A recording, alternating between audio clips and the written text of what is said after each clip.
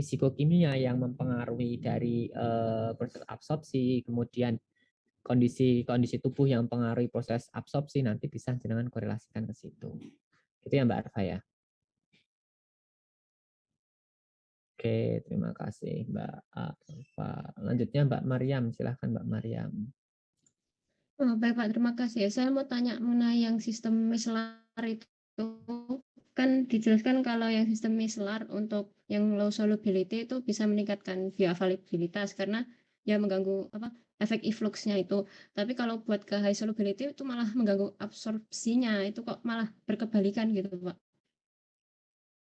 Oke, jadi begini Mbak, terkait dengan micellar ya Mbak ya. Micellar itu kan surfaktan sebenarnya Mbak ya. Jadi harusnya Mbak, obat-obat itu gampang tertransport secara aktif. Gitu ya Mas Mbak ya. Lah, tertransport secara pasif ya.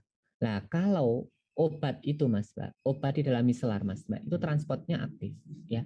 Dia harus dibawa sama si pembawanya. Tapi permasalahannya apa? Permasalahan si micellar ini bisa memodifikasi sifat permukaan. Ya, kalau obat-obatnya itu low solubility, maka dia dibantu kelarutannya, Mbak, membentuk solubilisasi micellar. Jadi kalau Mas Mbak semua cermati ya, solubilisasi micellar itu bagaimana? Sebentar Mas Mbak ya.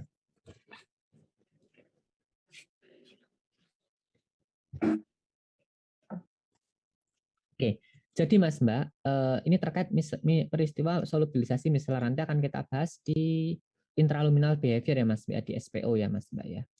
Oke Mas Mbak semua, sebentar saya share dulu.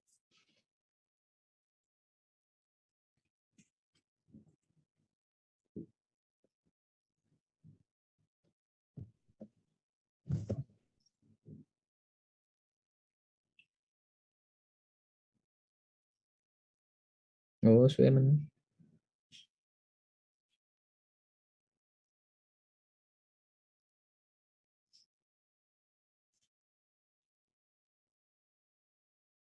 Oke, jadi Mas Mbak semua, solubilisasi micellar itu begini ya. Misalkan ada partikel obat ya Mas Mbak ya.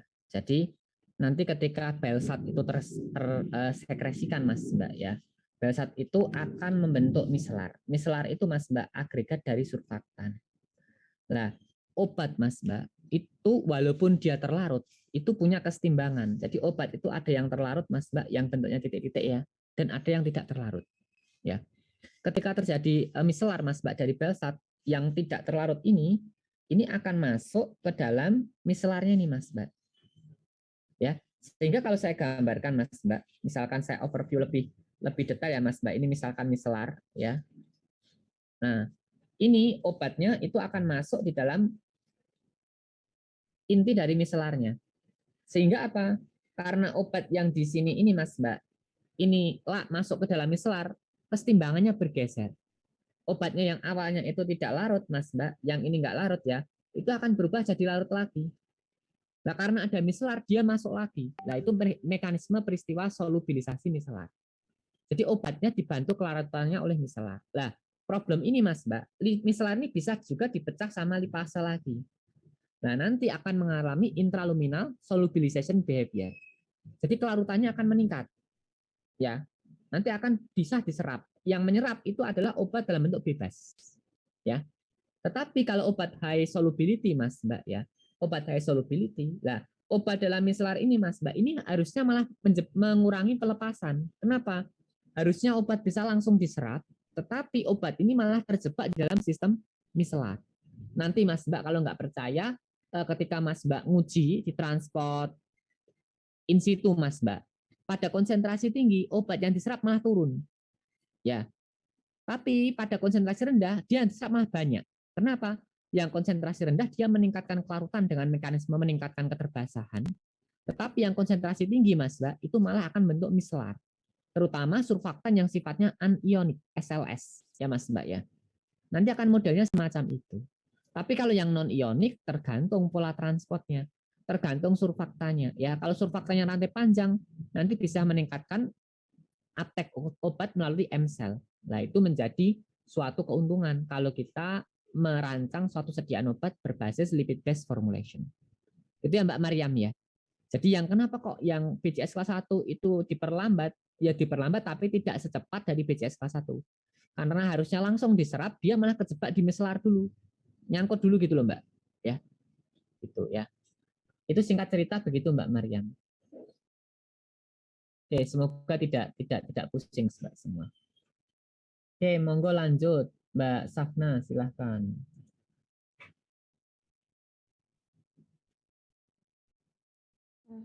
Pak mau tanya kan di video itu dijelaskan kalau obat yang low permeability dieliminasinya lewat urin.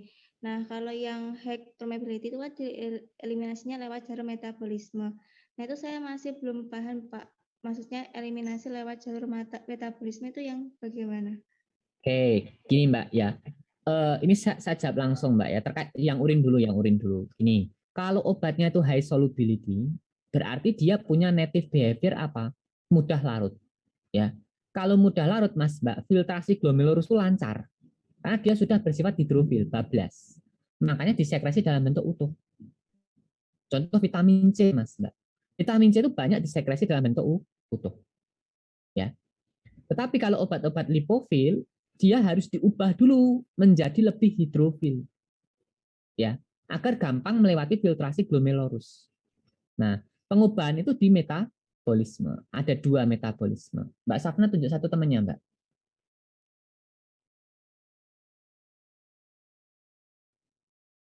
Mela, Pak. Mbak Mela, metabolisme ada 2. Metabolisme apa aja, Mbak? Masih ingat nggak? Sebelum besok kuliah ke Pak Rofik. Halo Mbak Mela. Mbak Mela Rauno, Mbak. Halo Pak, suara saya masuk. Masuk lancar Mbak suaranya Mbak. Gimana Mbak Mela? Metabolisme ada 2. Metabolisme ini apa aja Mbak? Ada 2 itu Mbak.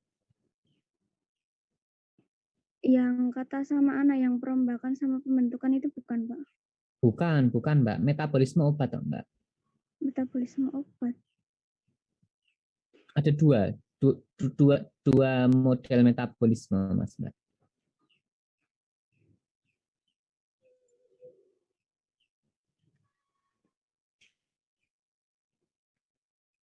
Gimana Mbak Mela? Kurang tahu Pak. Kurang tahu, tunjuk satu temannya Mbak.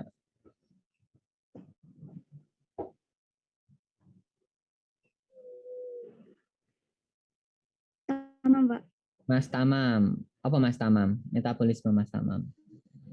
Yang itu enggak Pak, metabolisme yang fase-fase. Ya. Fase 1 yang apa Mas? Yang fase 1 itu yang oksidasi, reduksi, hidrolisis. Ya. Itu singkat cerita jenenge metabolisme Mas. Tipe apa, model apa? Kalau fase 2 reaksi konjugasi. Ya, reaksi konjugasi dengan senyawa-senyawa gula biasanya Mas Mbak ya. Kalau fase 1 benar Mas Tamam tadi, tapi disingkatnya adalah metabolisme model fase 1 itu pengubahan gugus fungsi ya. Jadi di metabolisme itu tujuannya adalah mengubah senyawa dalam tubuh kita itu Mas Mbak dari non polar menjadi polar biar bisa disekresikan. Jadi kunci senyawa yang gampang disekresikan itu senyawa polar. Jadi kalau Mas Mbak pengen merancang sistem penghantaran obat besok ya, yang pengen itu di dalam tubuhnya itu lama, bikin dia non polar terus dan tidak bisa kena metabolisme. Kena metabolisme kalau dia sudah bisa berefek Mas Mbak. Itu smart delivery system. Jadi obatnya muter-muter dalam tubuh, terus kalau obatnya kena suatu enzim tertentu baru lepas, itu obatnya akan keluar. Setelah lepas, di metabolisme itu bisa sebenarnya Mas Mbak ya. Nah, itu terkait dengan proses metabolisme. Ya Mbak siapa tadi? Mbak Safna yang tanya ya kayaknya ya. Benar ya Mbak ya? Mbak Safna ya? Iya, Pak. Jadi tubuh kita itu Mbak itu bisa mengeluarkan senyawa-senyawa yang bersifat polar. Kalau senyawanya itu non polar nggak bisa dikeluarkan dari tubuh kita. Terutama sinobiotik atau obat ya Mas Mbak ya. Jadi kalau senyawa polar obatnya itu gampang disekresikan. Kalau senyawa non polar harus diubah jadi polar dulu. Kalau dia nanti melewati fase 1, melewati pengubahan gugus fungsi, ada oksidasi, reduksi, kemudian ada hidrolisis dan seterusnya, itu adalah reaksi fase 1. Kalau dia nanti tidak bisa masuk fase 1, tidak bisa polar, Mas Mbak, dia akan digabungkan dengan misalkan glukuronidasi, sulfonasi, dan seterusnya. Itu pengubahan konjugasi digabungkan dengan senyawa polar, dia gampang disekresikan oleh tubuh. Nah, obat-obat kelas apa itu Mas Mbak? Yang termetabolisme Mas Mbak ya. Nah, itu ada kelas 1 dan kelas 2 itu hypermeability. Obatnya ini akan melewati fase metabolisme. Kenapa? Karena dia tidak polar sifatnya, ya, karena permeabilitas rendah. Oleh karena itu obat-obat yang disekresikan lewat urin Mas Mbak dalam bentuk utuh itu biasanya BCS kelas 3. Begitu. Itu ya Mas Mbak ya. Oke. Semoga menangkap Mbak Safna ya. Oke. Monggo lanjutnya, Mbak. Atau ada masih ada feedback Mbak Safna? Sudah paham, Pak. Terima kasih. Oke, Mbak Safna, Mas Tamam, sebentar. Oke, lanjut. Monggo Mbak Asifa, silahkan. Mau nanya Pak, apa namanya? Jadi waktu pembahasan obat dengan lemak itu kan ada obat kelas 4 itu tuh dijelaskan kalau absorpsi dengan transporter absorptif itu tuh bisa turun. Nah, terus habis itu sebaliknya kalau diganggu penyerapannya dengan efflux itu tuh bisa meningkat. Nah, kan tahu saya itu obat kelas 4 itu tuh keduanya dominan, yang transporter absorptif sama efflux. Nah, yang tadi yang dijelasin kenapa bisa kayak satu menurun, yang satu meningkat gitu, Pak. Sebentar. Saya belum nangkep pertanyaanmu, Mbak. Coba diulang, Mbak. Pelan-pelan, Mbak, sambil bernapas, Mbak. Obat kelas 4 itu kan transporter absorptif sama efflux-nya itu tuh dominan. Nah, waktu pembahasan yang hubungan lemak sama obat itu tuh dijelaskan bahwa yang kelas 4 ketika di transporter absorptif itu tuh bisa turun, sedangkan jika diganggu penyerapannya dengan efflux itu tuh bisa meningkat bioavailabilitasnya. Nah, saya tuh belum paham, kan sebelumnya dijelaskan dominan nih keduanya. Nah, tapi kok yang ini tuh bisa berkebalikan gitu, Pak, kerjanya. Oke. Saya sedikit nangkep ya, Mbak ya. Tapi nanti mohon kalau misalkan saya tidak pas dengan kasih feedback ya, Mbak ya. Terkait dengan transporter ya, Mas Mbak. Jadi, Mas Mbak semua ketika kita obat itu diserap, Mas Mbak, yang transport aktif ada 2 ya. Yang pertama membantu masuk. Membantu masuk itu biasanya obat-obatnya itu transportnya aktif ya. Itu bisa melalui mekanisme fagositosis, kemudian endositosis, M-cell itu absorptive transporter. Tapi ada yang namanya PGP, polyglycoprotein complex. Nah, dia itu sebagai efflux transporternya. Nah, obat-obat BCS kelas 4 ya. BCS kelas 4 ini kalau dia nanti diabsorpsi melalui jalur absorptive transporter itu malah meningkat ya bioavailabilitasnya. Tetapi kalau dia nanti ada efflux, Mas Mbak ya, kalau ada efflux, native behavior-nya itu akan turun bioavailabilitasnya, Mas Mbak ya. Nah, antara efflux dan native transporter ini, Mas Mbak, ini adalah suatu hal yang berbeda ya. Konteksnya yang absorptive transporter mempercepat, efflux itu memperlambat ya, konsepnya begitu. Tetapi Mas Mbak semua ya, kalau obat-obat itu kena efflux ya, efflux. Tadi obat dengan efflux itu ada tingkat kejenuhan, Mas Mbak. Ya, ada tingkat kejenuhan.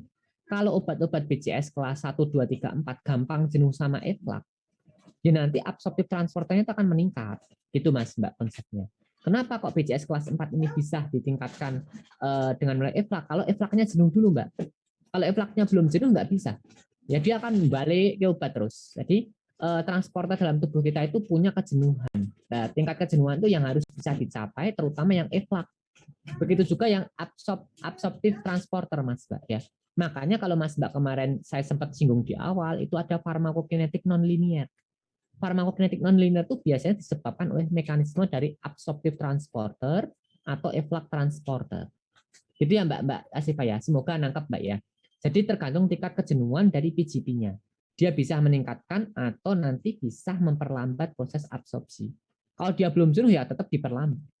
Tetapi kalau dia sudah jenuh, maka obat yang harusnya tadi dibalikkan ke sistem saluran pencernaan itu tidak bisa karena dia sudah jenuh dulu. Maka tingkat kejenuhannya harus kita capai. Itu ya Mbak Asifa ya. Semoga tidak pusing Mbak. Ya. Nanti setelah dengan Pak Rofik dia akan lebih paham Mas Mbak terkait dengan transport aktif, transport pasif begitu. Nanti bisa jenengan hubungkan dengan BCS atau BDDCS. Ya, tapi dasarnya itu adalah klasifikasi obat dulu. Oke, monggo silahkan Mbak Aminah, Mbak. Terima kasih Pak. Izin bertanya mengenai aplikasi BDDCS itu salah satunya yakni prediksi disposisi obat di otak atau brain delivery. Nah, itu mekanismenya seperti apa ya Pak? Saya nangkapnya tuh kalau melewati saluran otak itu agak susah gitu. Kok makanya kok BDDCS ini bisa memprediksi melewati disposisinya. Oke, terima kasih Mbak. Ya, pertanyaannya bagus Mbak ya. Jadi blood brain barrier Mas Mbak itu sebagai challenge untuk proses absorpsi ya. Tidak bisa ditembus sama beberapa obat. Jadi harus obat ini sangat lipofil sekali baru bisa menembus blood brain barrier. Padahal Mas Mbak obat-obat lipo atau yang dia dengan transporter ya Mas Mbak ya. Nah, sehingga Mas Mbak obat-obat dengan kelarutan yang rendah itu gampang mudah nembus blood brain barrier Mas. Tetapi obat-obat yang memiliki kelarutan rendah, bioavailabilitasnya masih rendah. Kenapa? Karena serat permeabel itu harus larut dulu. Padahal nembus blood brain barrier tadi ya, itu butuh permeabilitas yang tinggi. Nah, konteksnya apa dengan BDDCS ini? Kita bisa lihat obat-obat tersebut itu dari pola disposisi, Mas. Ya, obat-obat itu dimetabolisme dari jalur apa? Kalau obat-obat itu metabolisme itu kompleks, ya kompleks, waktu paruhnya panjang, kemudian metabolismenya itu kompleks, nah itu punya tendensi untuk melalui blood brain barrier. Jadi obat-obat dengan low permeability itu akan memiliki tendensi blood brain barrier yang rendah dibanding obat-obat yang high permeability. Dengan catatan obat ini tidak ditransport melalui across blood brain barrier. Gitu ya Mas Mbak ya. Jadi di BBB itu Mas Mbak itu ada transporternya juga. Kayak levodopa, kemudian dopamin itu kan ke targetnya blood brain barrier Mas Mbak. Itu bisa nembus sawar darah otak. Karena dia ada transporternya, karena dia high solubility ya, level dopa Mas Mbak. Karena strukturnya mirip dengan dopamin ya, maka gampang ditransport ya. Jadi kalau kita ada beberapa senyawa-senyawa tertentu yang memiliki karakteristik sama dengan beberapa neurotransmitter, itu akan lebih gampang ditransport, Mas Mbak. Seperti dopamin tadi. Jadi konsep ceritanya dari BDDCS seperti itu. Jadi kalau Mas Mbak semua cermati di sini, kenapa kok ada BCS, ada BDDCS, itu memusingkan sekali ya Mas Mbak ya. Sebenarnya itu adalah pemahaman dasar kepada Mas Mbak semua terkait dengan apa klasifikasi obat di dalam proses pengembangan obat ya.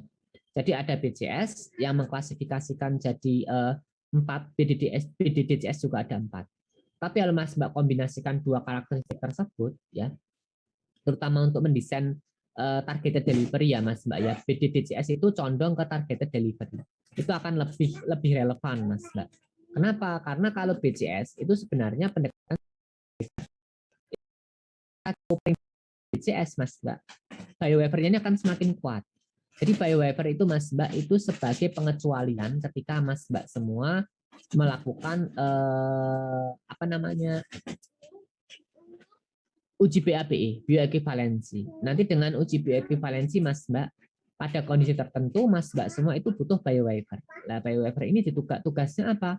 Tugasnya untuk tidak perlu kita melakukan uji bioekivalensi, tapi dengan data in vitro kita bisa menjamin bahwa profil secara in vivo-nya itu sama.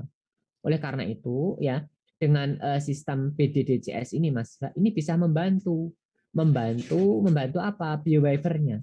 Jadi obat-obat yang extensive metabolism itu paling akan obat-obat dengan extensive metabolisme itu akan lebih mudah diabsorpsi dibanding obat-obat yang memiliki low metabolism karakteristik ya. Jadi kita bisa melihat bahwa obat-obat tersebut itu memiliki kategori high solubility dan high permeability yang digambarkan dengan peristiwa metabolisme. Jadi ini sebenarnya substitusi Mas Mbak, substitusi dari apa? Dari parameter permeability. Gampangnya sedemikian rupa itu. BDDJS tidak memodifikasi karakteristik solubility permeability, tapi dia mensubstitusi klasifikasinya didasarkan atas pola metabolisme. Nah, dari pola-pola metabolisme ini Mas Mbak, ini bisa kita prediksi tadi beberapa pengaruh makanan, beberapa pengaruh transporter. Tapi LBCS tidak bisa memprediksi pengaruh makanan dan pengaruh transporter. Ya, kuncinya di situ saja sih sebenarnya. Kalau Mas Mbak cermati di BDDJS atau BCS. Nanti Mas Mbak semua akan korelasikan dengan beberapa sifat psikokimia yang mempengaruhi absorpsi obat dan beberapa karakteristik dalam proses absorpsi dibahas sama Pak Rofiq. Gitu ya Mas Mbak ya. Oke, ada yang tanyakan lagi Mas Mbak? Pak mau tanya sedikit yang tentang pertanyaannya Safna tadi, Pak. Monggo Mbak, silakan. Silakan Mbak.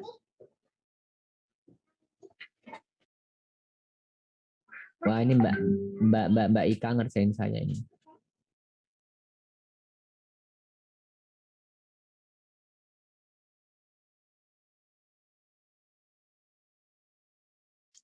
Keluar malah Mbak Ika. Ada yang satu kelas sama Mbak Ika? Bisa tumpangin Zoom Mbak Ika? Enggak, Pak. Enggak, oke. Itu maksudnya diekskresikan secara utuh itu obatnya masih berefek nggak, Pak? Masih berefek Mbak. Jadi masih utuh gitu loh ya. Kayak vitamin C itu sekresi utuh juga vitamin C Mbak. Tapi obatnya masih berefek dalam tubuh gitu, Pak? Ya nggak berefek Mbak kalau sudah disekresikan. Maksudnya kalau kamu minum obatnya ngefek lagi nggak gitu. Tapi nggak ada sih ya yang minum vitamin C dari urin nggak ada ya Mas Mbak ya. Tapi Mas Mbak semua obatnya itu masih utuh, masih berefek. Tapi kadang kita manfaatkan Mas Mbak untuk beberapa pengobatan tertentu. Contoh kayak antibiotik itu Mas Mbak, infeksi saluran kemih ya. Itu pakai obat yang disekresi dalam bentuk utuh. Gitu ya Mas Mbak ya. Kalau vitamin C memang karakteristik nih Mas Mbak ya. Nah, apalagi karakteristik yang high solubility dan high permeability Mas Mbak yang disekresi secara utuh itu Mas Mbak itu memang punya problem apa? Kadang memperberat kerja ginjal ya. Nah, kita bisa prediksi sebenarnya sih ada beberapa obat-obat yang menyebabkan gagal ginjal akut, yaitu gara-gara dia sekresi dengan bentuk keadaan utuh. Karena sebenarnya metabolisme itu melindungi tubuh kita dari apa obat-obat yang dalam bentuk utuh itu, Mas. Karena obat-obat dalam bentuk utuh itu kadang memperberat kerja filtrasi glomerulus untuk memfiltrasinya. Kenapa? Pertama sifat permeabilitasnya, yang kedua bobot molekulnya. Gitu, Mas, Mbak. Gitu ya, Mas, Mbak ya. Itu singkat cerita Mbak Ika ya. Enggak, Pak. Oke, ada yang tanyakan Mas Mbak lagi? Enggak ada? Oh, enggak kerasa, sudah hampir 45 menit. Enggak ada? Maaf, ini mau meluruskan aja di pikiran saya masih ngawang gitu kan Pak. Berarti vitamin C-nya tadi itu tuh udah ngefek, terus baru disekresi gitu kan Pak? Oke, jadi gini ya Mbak, ya jangan tahu vitamin C kan Mbak. Vitamin C itu ngefek ketika apa Mbak? Dia mengorbankan dirinya ya. Dia akan teroksidasi lebih dulu ya, sehingga dia sebagai antioksidan itu mengorbankan dirinya. Nah, vitamin C yang telah mengorbankan diri ini bisa disekresi Mas Mbak. Nah, bisa jadi vitamin C yang tidak keoksidasi ya. Vitamin C yang tidak keoksidasi itu disekresikan gitu loh Mbak ya. Jadi vitamin C sudah ngefek ya. Tapi dia bisa disekresikan. Tapi obat-obat yang dia tidak teroksidasi ini juga tersekresi gitu Mbak ya. Jadi dengan studi kalau dulu Mas Mbak, kalau zaman dulu ya praktikum biofar itu dikasih vitamin C, jenengan suruh minum ya. Kemudian nanti air kencingnya ditampung beberapa waktu, kita bisa ukur bioavailabilitas itu Mas Mbak dengan jumlah obat yang disekresi melalui urin ya. Nanti ketika Mas Mbak semua belajar bioavailability, ada parameter bioavailability obat yang diukur berdasarkan sekresi obat di urin. Kalau obatnya disekresikan dalam bentuk utuh, contohnya vitamin C, gitu Mas Mbak. Kalau metabolit bisa, tapi jangan harus pakai metode analisis yang adekuat. Contohnya LC tandem MS, gitu Mas Mbak. Itu ya Mbak Amal ya, sampai kemana-mana Mbak Amal. Oke Pak, berarti si obatnya itu sebenarnya udah ngefek terus baru disekresi gitu kan Pak? Iya, benar Mbak. Benar. Oke. Oke Pak, terima kasih Pak. Ada yang lain Mas Mbak? Sudah? Oke, kalau nggak ada yang tanyakan Mas Mbak, mungkin untuk kelas A kita cukupkan di sini ya Mas Mbak. Ini sebagai pemanasan Mas Mbak diskusi dengan saya di awal ya. Nanti di akhir itu banyak hitung-hitungannya ya. Terkait dengan uji UDT, BAPE, BioWaiver, kemudian IVIVC, modeling kinetika pelepasan Mas Mbak. Ada 5 topik yang bisa kita diskusikan nanti Mas Mbak setelah UTS dengan Pak Rofik ya.